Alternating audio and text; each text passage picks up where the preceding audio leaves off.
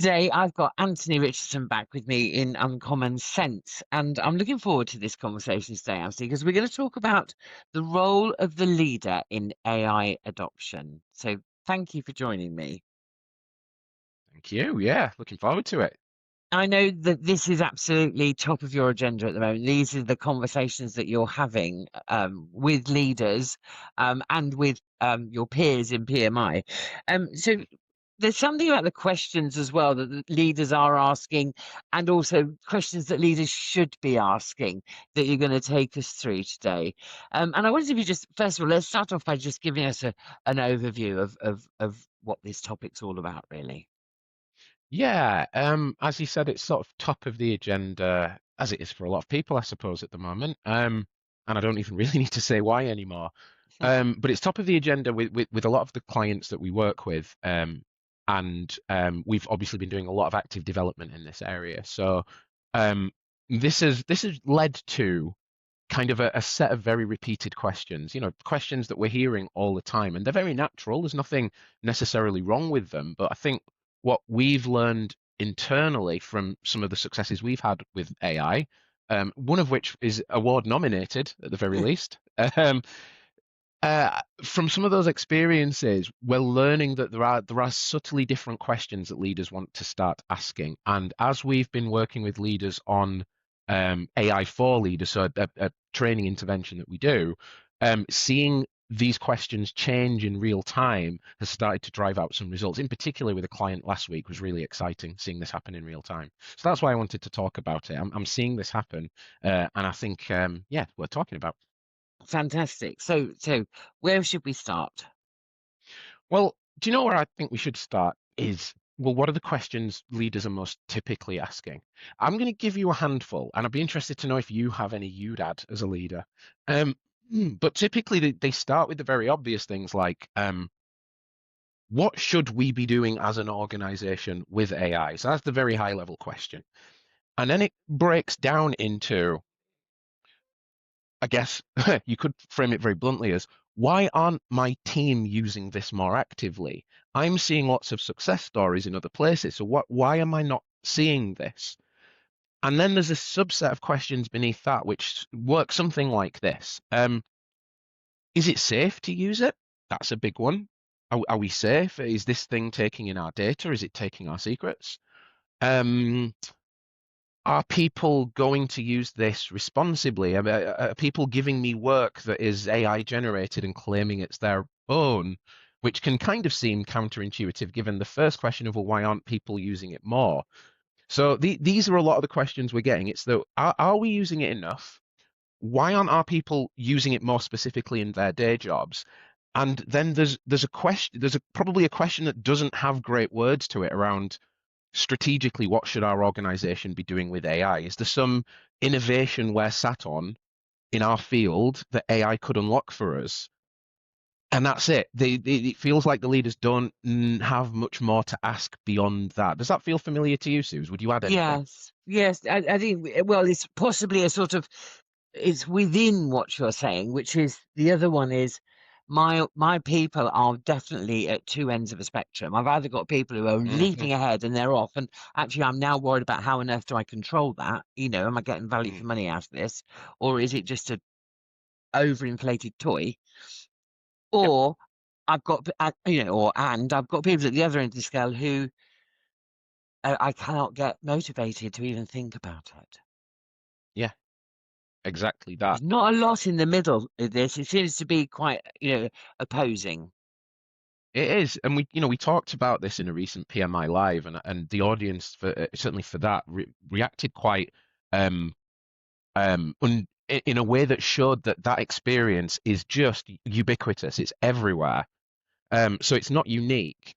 But what we've actually been able to do, and what's really coming across when we've been doing AI for leaders, is that we're starting to give a name to the spectrum. We're starting to actually define and describe it. And when you do that, then you can start asking some of the right questions. So um, again, we talk about this AI mindset, and I tend to lead with the words innovation versus survival. There are some, to use your analogy of there being two polar opposites. The one of them I describe as the innovator, that person who is achieving these great things. They're turning up to the team meeting with this awesome agent that they've designed, and then the other is the survivors, and they're in the same team meeting thinking, how am I going to keep up with this? Mm. Um, and what we've learned over the last couple of years is that if you trace these stories back to almost like where were you when JFK type of an origin story?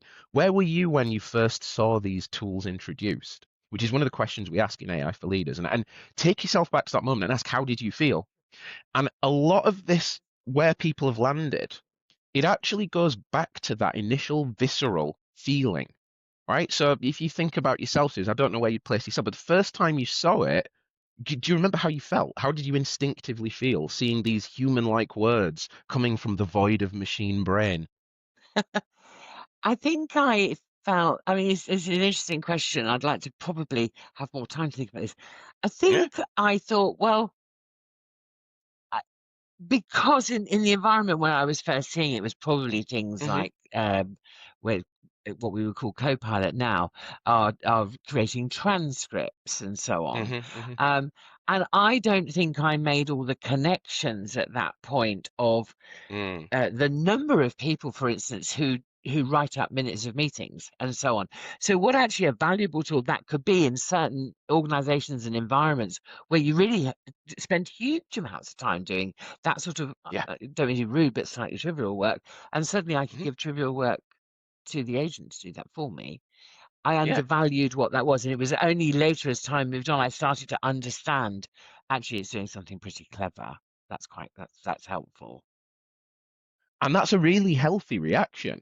But so too, there's another, and I think this is genuinely an equally healthy reaction that a lot of leaders have had at the same time, which is, and not just leaders, colleagues in general, which is, oh dear, there's some serious implications to this. There's some serious risks to this. That makes me feel quite nervous. Hmm. But I think just as humans, we tend to, our emotional compass just points where it will point, and we orient ourselves in that direction. And it's only in the weeks and the months afterwards that we can start to really rationalize our position and start to ask better questions, going back to the topic at hand. Um, and when you look at that, I think there is something about nervousness, confidence versus confidence. If we're trying to pull the spectrum apart, there's something around patience and open-mindedness. How open-minded, how patient are you? How willing are you to try this? And where those doubts, so we go through what all of these things are when we do AI for leaders. But what we see is when you articulate the spectrum in terms of all of those feelings, and then the behaviors that they drive. So if you're patient, you probably spent a lot more time experimenting and back and Yeah. forth with the AI, and so you've developed these great stories to tell about solutions and how to get the most out of them and what the different things are that are available out there. Versus on the other side, those other feelings, they develop a different set of behaviors, which again, we're not saying are just unhealthy. That cautious skepticism. What we want to do as leaders is find the balance. And Hmm. so that's the first change in question. It's not, well, why aren't my people using it more? Actually, what we encourage leaders to do is break this down into two questions, which is, now I understand the spectrum. What fact-based kind of placement can I do? If I look at my team and try and place them on the spectrum in a factual way, what evidence do I have of where they sit? And that will be mixed because it is going to be a broad spectrum. So then the second leadership question isn't how do I change that? Because you can't change how people feel. It's how do I create the environment for them to change that? Hmm. Because like anything, whether it be, your personal development, it could be exercise, or it could be, any kind of this, learning a musical instrument, it doesn't matter. You can't just sit in a room and think your way to adopting the new way of being. You have to start with action. And Yes. so that's the golden question that we come away with as the leader. It's how do I create that almost point in the day where they're going to be inspired to act, they're going to try something, and they're going to succeed, and it's going to start to be like a snowball rolling down a hill Yeah. until we've got this sort of healthy. We're in the middle of the spectrum now. We're skeptical, but we're also learning how to innovate where Yeah. Yeah. appropriate. Does that make And sense? value completely because what I see in people is that as they cross over that boundary, if you like, into seeing the value, then the Mhm. brain starts to kick in about all the opportunities, and then it's a whole different mindset Yeah, then. yeah. Absolutely. We were with a client last week talking, doing kind of AI for, well, for leaders and for practitioners. But we had a really good example of exactly what you just described, Suze, where, we were doing an exercise and the conversation up to this point had been dominated by, how can we do more data analysis? Because we were just kind of fixated on this one thing that we want to do. And then someone exactly in that they kind of stopped and they opened their mind, and then this moment hit them of, but hang on, we've got an even better opportunity.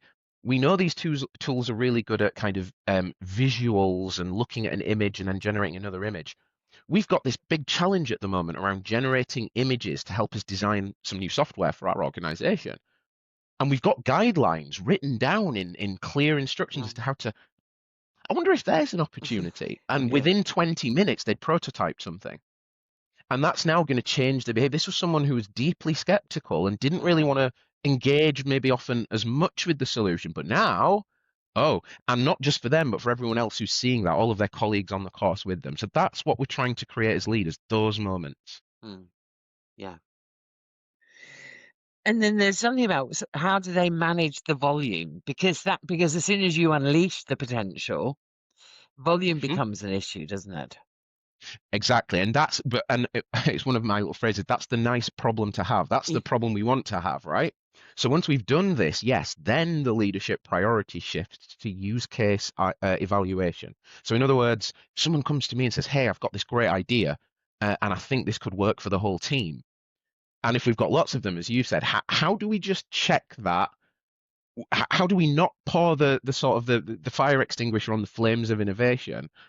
But also, how do we make sure that we've ticked all the right caution boxes in this area where technology can be a bit confusing, everything's developing super fast, and maybe not everyone else has the knowledge that this one individual has.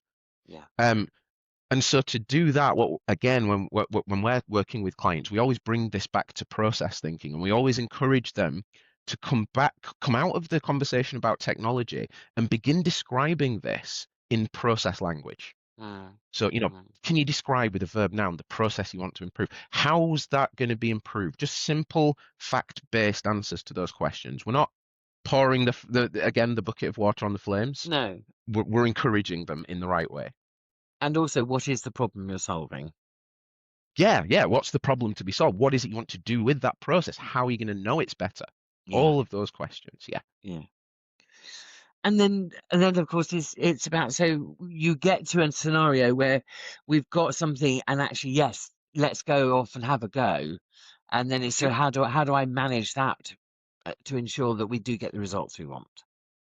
Yeah, exactly. And that's where, well, there's two things that at PMI we wouldn't forgive ourselves if we didn't mention PDSA and the scientific approach to all kinds of problem solving and design.